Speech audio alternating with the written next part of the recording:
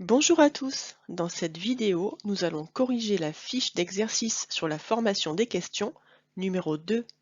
Voici un court résumé de la leçon.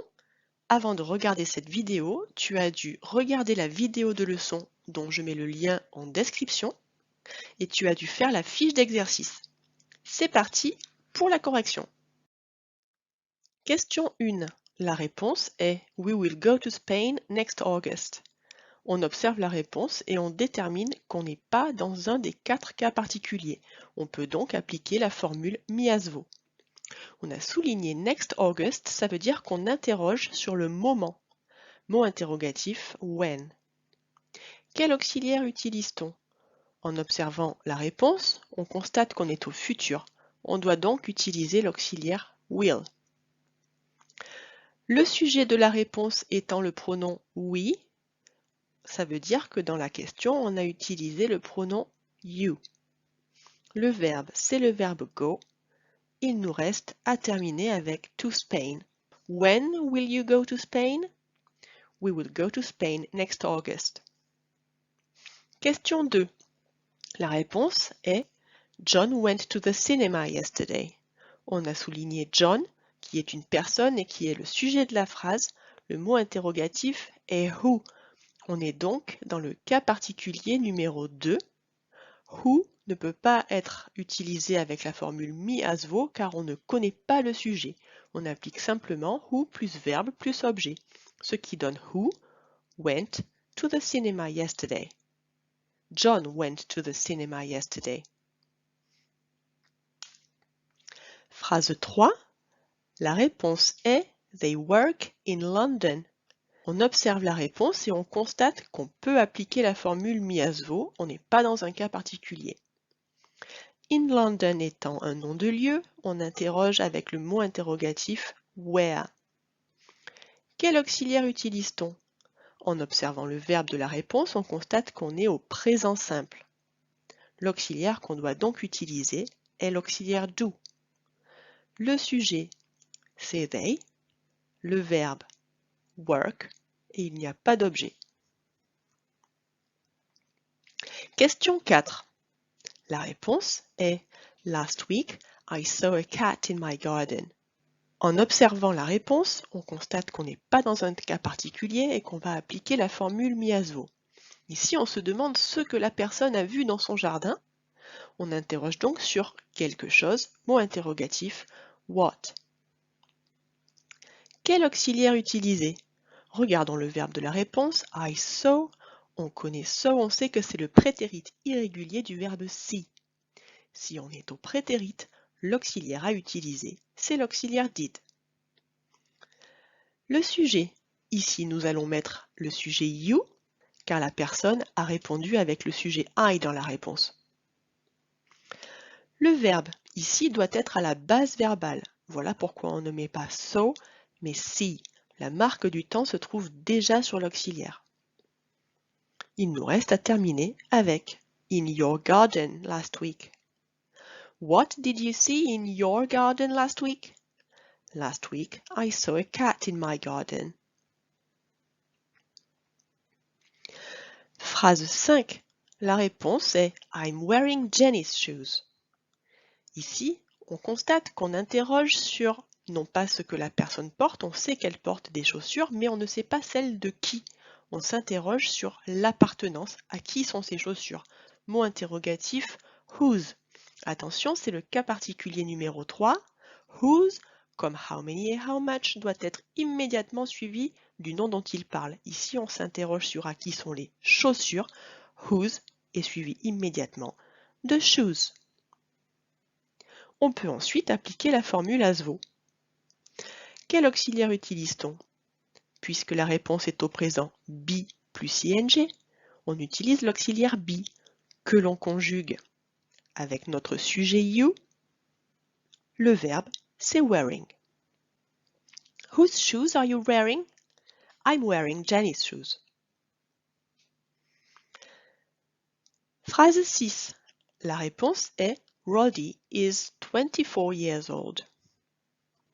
Ici, il faut faire attention, on constate que le verbe de la phrase, c'est le verbe be. On ne va donc pas pouvoir appliquer la formule mi-ASVO. on sait que be est à la fois verbe et auxiliaire, il se suffit à lui-même. On a souligné 24 years old, qui est l'expression de l'âge.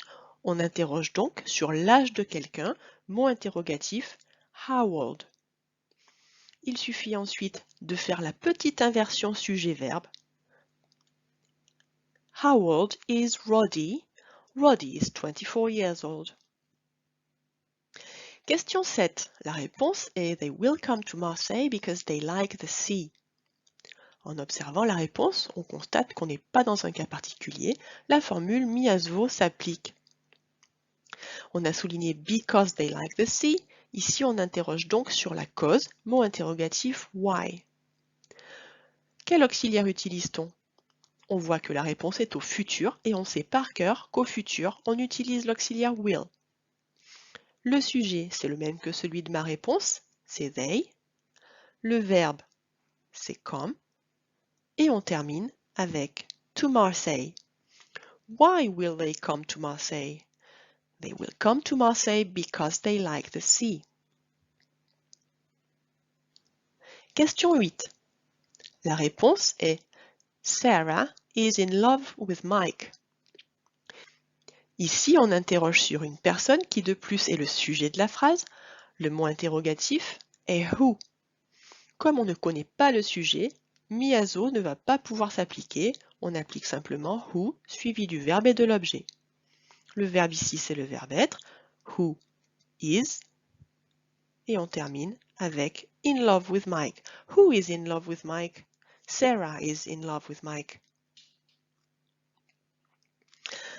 Phrase 9. La réponse est She needs a little water.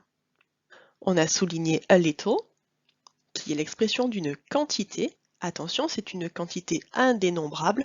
Water ne peut pas se compter avec des chiffres. Mot interrogatif, how much? On est dans le cas particulier numéro 3, puisque how much, tout comme whose et how many, doit être immédiatement suivi du nom dont on parle. Ici, on compte de l'eau, on veut connaître une quantité d'eau. How much est immédiatement suivi de water. On peut par la suite appliquer ASVO. Quel auxiliaire utilise-t-on? Observons le verbe de la réponse, needs. On voit qu'il est terminé par un S, on est donc au présent simple. Et on sait par cœur qu'au présent simple, on utilise l'auxiliaire do. Attention, ici, il faudra mettre does à la troisième personne du singulier puisque le sujet, c'est she. Le verbe ici, c'est le verbe need, sans S puisque le S se trouve déjà sur l'auxiliaire. How much water does she need? She needs a little water. Phrase 10. La réponse est I have seen 4 movie stars. Ici, on a souligné le chiffre 4. On va donc interroger sur la quantité, le nombre de stars du cinéma que cette personne a vu. Mot interrogatif, how many? C'est une quantité dénombrable puisqu'on peut l'exprimer avec un chiffre. On est dans le cas particulier numéro 3 encore. How many doit être immédiatement suivi du nom qu'il compte. Donc, how many movie stars? On peut par la suite appliquer ASVO. Quel auxiliaire utilise-t-on? En observant la réponse, on voit qu'on est au present perfect. Au present perfect, on utilise l'auxiliaire have. Dans notre question, on met le sujet you, puisque la personne a répondu par I dans la réponse. Et le verbe, c'est seen. How many movie stars have you seen? I have seen 4 movie stars. Question 11. La réponse est Every summer I go to the mountain. On observe la réponse et on constate qu'on n'est pas dans un des 4 cas particuliers. On applique miasvo. On a souligné to the mountain qui est un nom de lieu. Mot interrogatif, where.